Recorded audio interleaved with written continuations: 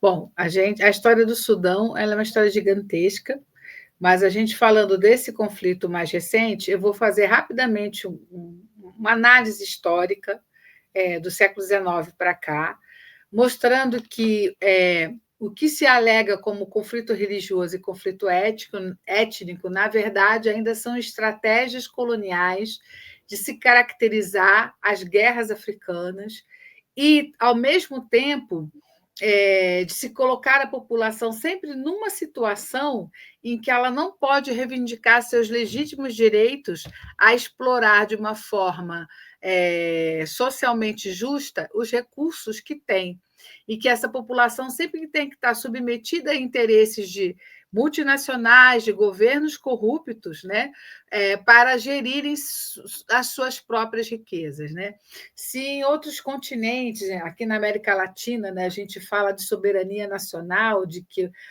os nossos produtos da nossa terra, do nosso bioma, por exemplo, são do Brasil, são da América Latina, o mesmo isso não é pensado para a África. Né? Ainda há a ideia de que os africanos não têm o direito legítimo a explorarem as suas riquezas. E isso, infelizmente, piora a situação por conta também da corrupção de diversos governos que, para se manterem no poder, se aliam a essas explorações, a essas empresas internacionais, e uma das coisas que mais são atingidas por isso, contemporaneamente, é o direito que esses povos africanos conseguiram, após o fim do colonialismo, a ter acesso à terra ancestral, e, por conta desses interesses contemporâneos, o acesso à terra ancestral está sendo rasgado, está sendo negado, para que essas empresas sejam as detentoras de possibilidade de exploração do subsolo e da mata e do petróleo. O que isso significa? Como essas populações conquistaram direitos políticos de reaver a posse da terra e da terra ancestral pela luta política que esses povos vão desenvolver, né? O que vai acontecer é que as guerras contemporâneas que ocorrem na África, elas usam largamente de grupos paramilitares, e há grupos também, como a gente vai ver no caso sudanês, né, que é, por exemplo, o caso do Janjaweed, que é um grupo formado por diversos grupos paramilitares que foram convocados para atuar na guerra do Darfur e que depois se torna a base das forças de apoio rápido que vão,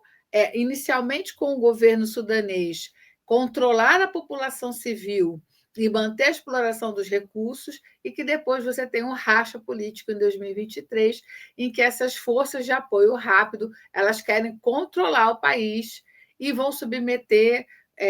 povos inteiros a situações de extrema violência, de castigos, de violação de mulheres e crianças, na ideia de provocar a expulsão da terra. E eu quero lembrar que essa expulsão da terra, além de toda a ilegitimidade dela, o nível de violência e de traição a essas populações que tiveram um papel importantíssimo de reaver suas terras após a exploração colonial.